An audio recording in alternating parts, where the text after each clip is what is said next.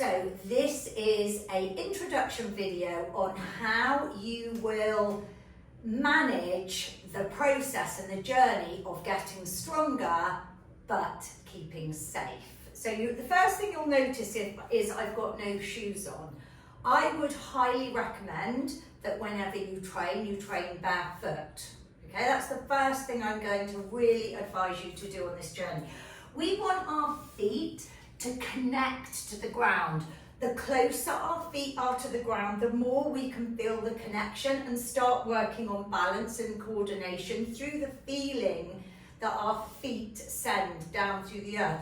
And I will give you cues on things like, imagine you have roots through your feet. You can do this now. Imagine they're pulling you down through the floor.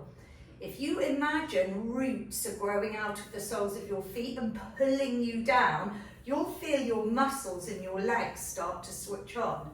So there's one cue that you may hear from me throughout your process of online coaching. Another cue that I will be talking about with you a lot is core engagement, core brace, how to create core strength and a core brace when you're doing things like kettlebell swing, squats, everything. Your core is not just here, it's here. Think of a corset around your body. That's what I want you to think about when you think of core engagement and a brace. Don't breathe in and lift your shoulders. We don't want to do that and lift the rib cage up. We want to create the brace through our core. So we want to be creating this strength through our core section, the whole of our midsection, so that it's strong and tight. This is going to really help support your back. But there'll be more cues on how to do that throughout your journey, okay? So always think of creating core strength from here to here and all the way around, not from by squeezing in and hiking your shoulders up. We don't want to do that. Let's talk about posture. Okay, so we want to try and create as good a posture as possible and to grow our posture from maybe things that aren't so great. Look, I've got a very naturally arched back. Some people have very rounded shoulders, which I used to have, and I still naturally have some kyphosis, which means rounding through the shoulders. For example, some people have sway hips, some people have a lot of mobility, hypermobility. So we're going to try and work on cues to focus on posture. One of those will be, and you'll hear me say, tuck the chin in. So I'll say tuck the chin in, meaning create this double chin, and you'll see that I bring my neck back into connection with my spine. I'll say things like shoulder blades down and back. Again, I don't want to go shoulder blades down and back and drive the hips forward. We're trying to work on cues where you identify and separate parts of your body and learn how to isolate those parts of the body. So I might say shoulder blades down, away from the ears. Bring your shoulder blades away from the ears. You're then going to feel your upper back, your thoracic spine switch on, and your lats here. These big muscles, huge muscles in our backs. Lots of people don't even know how to switch them on. If you hold your hands down like this, and you pull your shoulder blades down and back, and then squeeze the hands back. Imagine you're pushing through imaginary mud without arching your back. So squeeze your butt, pull the pelvis under, and push the imaginary mud back. Push the imaginary mud back. You'll start to feel your lats, L-A-T-S, engage. Lats is something that I'll talk about a lot throughout your online coaching program. We'll also talk about creating a neutral spine when you go into a hip hinge.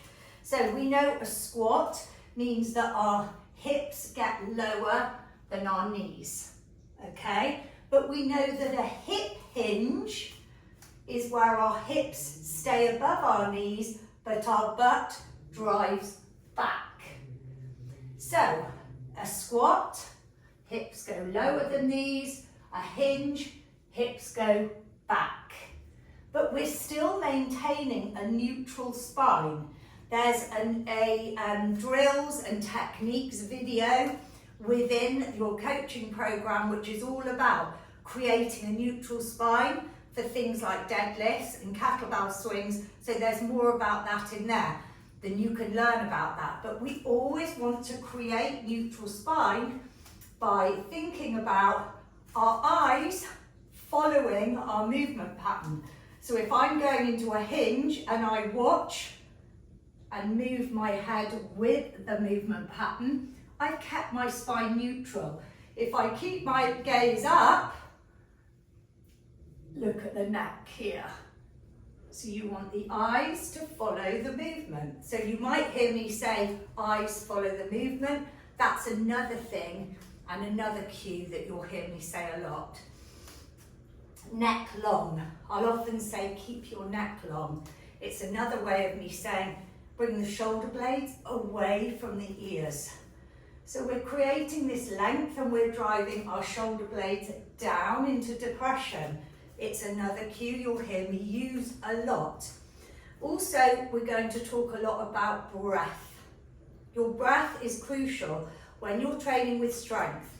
It's crucial anyway for survival, but when we're strength training, we want to breathe on the right part of the exercise to not only keep us safe and support our back and our strength growth journey, but we also want to do it to help with lengthening the muscle of relaxing and when we need to be in tension.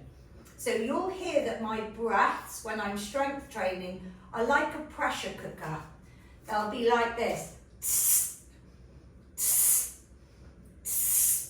So you imagine the pressure cooker when a little bit of air is released, it's that tss. And why do I do that? Because I want to maintain my core brace.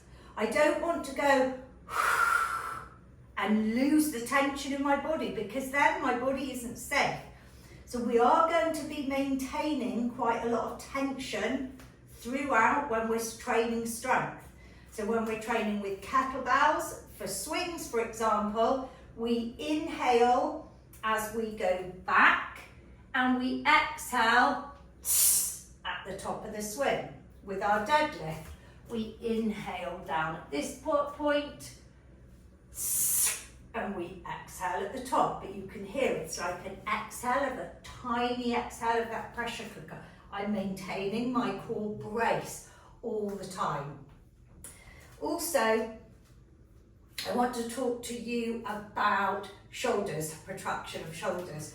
So a lot of the time I'll talk to you about pushing the floor away with your hands. What I mean by that is when you do things like planks, and I say push the floor away with your hands, watch my shoulders.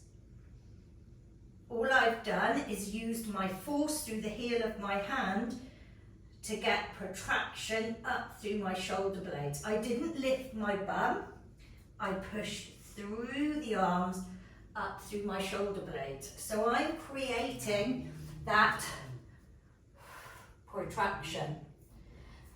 And I'll also say things like spread your fingers for a wider base. But all of these cues are things you will get used to over time. You'll hear me calling them out, teaching you, educating you with a lot of verbal cues. Because you're on online coaching, this is really important that you listen to my cues. And if you're not sure on something, you message me or write a note or send me a voice note and let me know how I can help you. I can always add videos or help and progress with that part of your journey. So please be mindful to always give me as much feedback as possible. Just finally, one thing I thought about before we go is another thing is with your hips and squatting, for example, I may give you a cue saying sit back in your heels or knees track second and third toes. I won't always say that because sometimes an exercise will call for something different. But when I say sit back in your heels, I don't want you to sit forward like this. So listening to verbal cues and understanding how they can help you grow and advance and elevate your strength journey and go from strength to strength to strength to strength is vital on this journey. So you're going to get stronger and you're going to get fitter, and we're going to keep you safe, and Technique and Form is going to go. So enjoy. Any questions? Drop me a message.